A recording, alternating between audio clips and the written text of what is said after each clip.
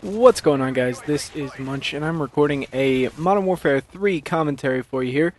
And not as usual, I am going to talk about the game, a little bit about the gameplay, but mostly just about my first impressions of the game. I don't know if there's very many people that are like, I haven't bought the game yet, tell me if you think it's good. But I'm going to go ahead and assume that there are. um, I think it's a fair assumption to say that there's probably a lot of people who picked up the game because they were like, well, I'm going to get this game, I know I am.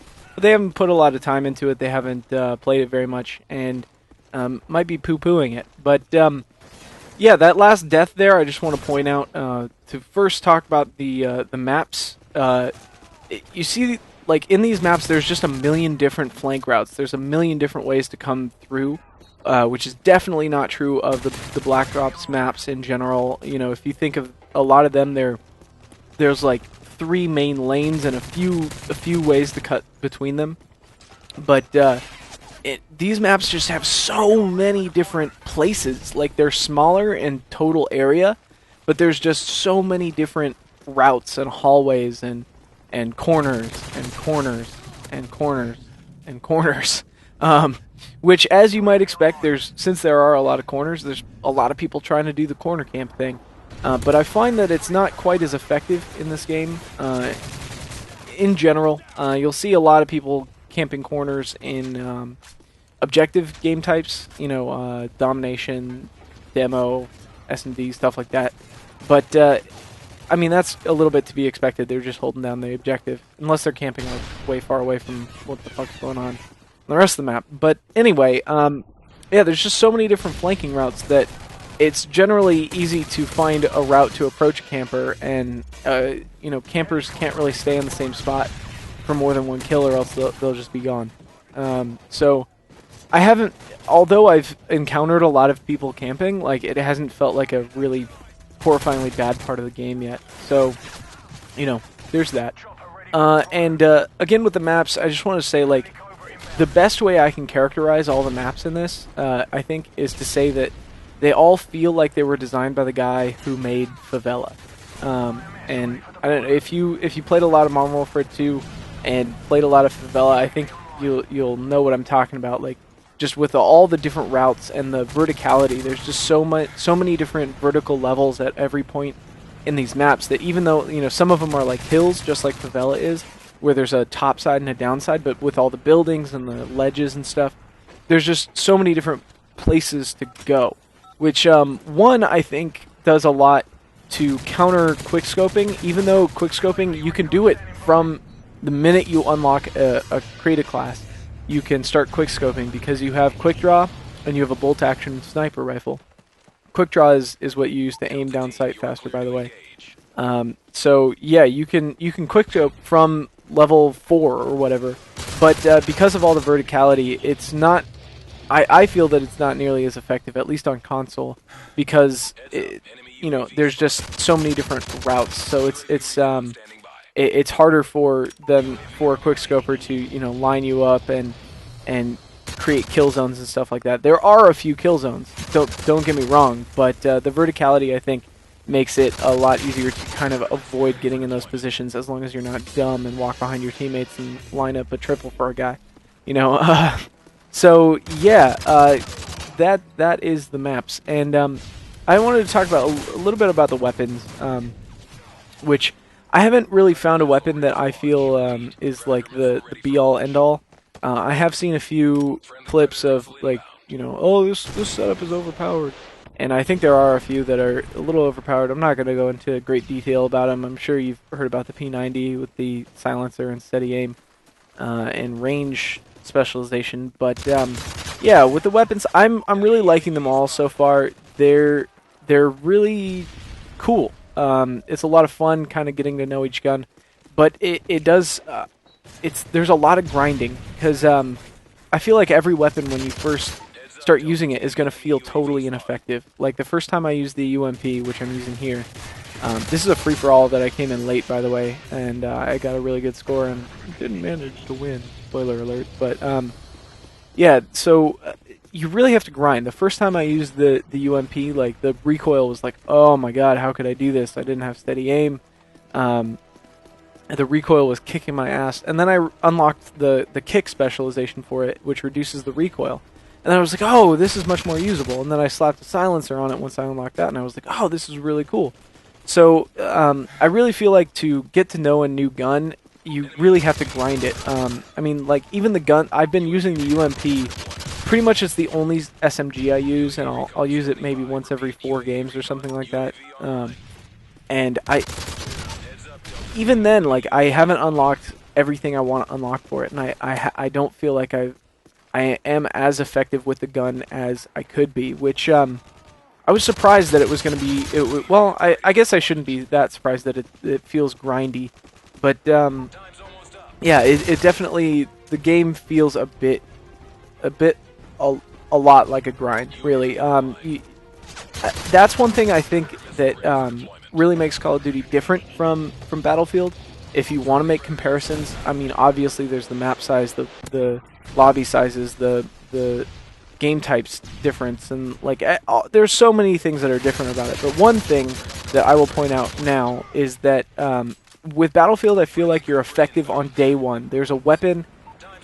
The default weapons are often some of the best, you know, for each class, and once you unlock the defibs, everything on the assault class is going to be effective as you go through. Even though you unlock more and more stuff for it, you feel effective. With COD, every time I switch to a new weapon, I'm like, oh god, this is gonna suck. I'm gonna have to grind, unlock a few things for it before I can really feel like I'm gonna make a big difference with it. So, yeah. So that's about the weapons. Let me know what your favorite weapons are so far. I'm really liking the UMP. I'm really liking the Type 95 assault rifle. It's burst fire. It's very reliable. One burst will kill. I'm really liking it with rapid fire right now, because I feel like the iron sights are very manageable and stuff like that. So yeah, let me know what your favorite weapons are. But let's move on and talk about the new game types, because this is a little bit of kill confirmed, which I'm really liking. Also, I really like this map, which is what's it called? Hard Hat. It's one of my favorite maps so far, and I'm really liking it. And I'm really liking kill confirmed, because it's just such a. I think I was watching John, and he characterized it really well. It's like a very simple change to like a solid game type, team deathmatch, which is a huge part of like Call of Duty, right? Team deathmatch is probably one of the biggest draws of a Call of Duty. It's one of the most played game types in Call of Duty. So it's just like such a simple change to it that totally changes the dynamic of the game, because it makes you a lot less effective if you're long range unless you're really coordinated with your team, which you know, it's like, hey, you know, I'm gonna sit here and snipe down this alley, you go pick up tags or whatever, which you don't really need to do in team deathmatch. You don't need to coordinate with your team. You just need to be able to read the radar and stuff like that. Here, I left this clip in because I really like how I kill these guys, and those barrels that I hit are on fire, and this guy who killed me is gonna die. He picks up the denied kill tag and gets killed, so I can run over and pick up his tags, which are, yeah, kill confirmed, awesome game type. I also really like that it's part of the ground war playlist and the mercenary playlist, because it forces people, you know, to try new things, and trying new things is generally a good idea. So kill confirmed, very cool. I haven't played it like a ton of any. I played a little bit of headquarters. I played a bit of demo. Demo's really hard to play without, you know, being partied up. Domination feels pretty cool on some of these maps. A lot of the maps are triangular, so it's not really like the contest for B that it was in Black Ops. In Black Ops, it always felt like just like slugging it out for B, and you know, even when you moved around and capped behind, you were always making that move on B and double kill. So yeah, domination feels cool. TDM feels cool. Kill confirmed, loving it, and all that jazz. What else did I want to talk about? There was something else for sure. I don't know. I can jazz on about what was it? Oh, kill streaks. That's what I wanted to talk about. The kill streaks, I think, are one of the biggest changes in this game. Just the kill streak mechanic. It's kind of a subtle change, but it changes the gameplay so much, and I think it's one of the best changes that they made. You can feel free to disagree with me on this. I picked up a Type 95 right here, by the way, and I didn't realize it was burst fire when I picked it up and got that kill, and I was like, why isn't it firing more?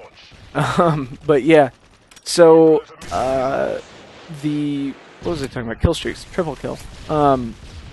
With the kill streaks, you have your traditional assault, which is your within one life, traditional 357 UAV, pred missile, attack helicopter, etc., and all your neat stuff, which I haven't really gotten a chance to use a lot of them yet, but I am liking the ones I have gotten a chance to use. And yeah, so you have your assault, and then you have your support, which everything costs a little bit more than it would on assault, and there's a few things I think that you can get on support that you can't get on assault, but your kill streaks carry over between deaths. So for a UAV, it costs 4 kills, or 4 points actually, because they're point streaks, not kill streaks. So if you cap a flag or if you destroy a UAV, that counts towards your point streaks, which I think is really cool. But then also you have your support, which carries over, so you can get 2 kills, die, 1 kill, die, 1 kill, and then you've got a UAV. So I think that's one of the biggest balance decisions that they've made. That if you're a noob or if you're having a bad day, like I have every day on Call of Duty, especially on Xbox because I'm derp with the dual analog. But yeah, if you're a noob, you can still earn those streaks to help out your team. The UAVs, the stealth bombers, even the SAM turrets. The SAM turrets are really clutch because you have these kill streaks coming in constantly with the support. My cat just jumped on the back edge of my chair. It really scared me. But because you have this constant air support coming in, it's changed the game in a very significant way. Air support is very dominant in this game, despite the fact that it feels more balanced and a lot less people are going to get epic kill streaks. I don't think you're going to see the same kind of nuke runs that you saw in Modern Warfare 2 and stuff like that. It feels more balanced, but you definitely get these support airstrikes, not airstrikes, kill streaks coming in that really support the noobs, and I think it's a really cool design decision by the Infinity Ward. I really like it. Feel free to disagree with me. I'd be like, oh, all these shitty players getting UAVs all the time. I can't stand it. They shouldn't penalize the professionals for being good and have the noobs be able to get the UAVs. But yeah, I think it's really cool. I think it's a far cry from how they balance Black Ops with the perks, making Ghost Pro so powerful and things like that. That feels like how they balance Black Ops in. And in this, they're using the support kill streaks. There's also Specialist, which I didn't touch on, but basically you earn extra perks. I haven't used it much, but I'll tell you more about it when I do. And I got killed there for the final death, so I rage quit theater mode. Well, I didn't really rage quit in the game. I played another couple in that lobby because I enjoyed it. But anyway, I'm out of footage, and I'm out of breath, so I'm going to go. And as always, guys, I hope you've enjoyed the commentary, hope you enjoyed the gameplay, and I hope to see you on Modern Warfare 3 in some capacity, because I'll be playing a lot of it. And as always, until next time, take it easy.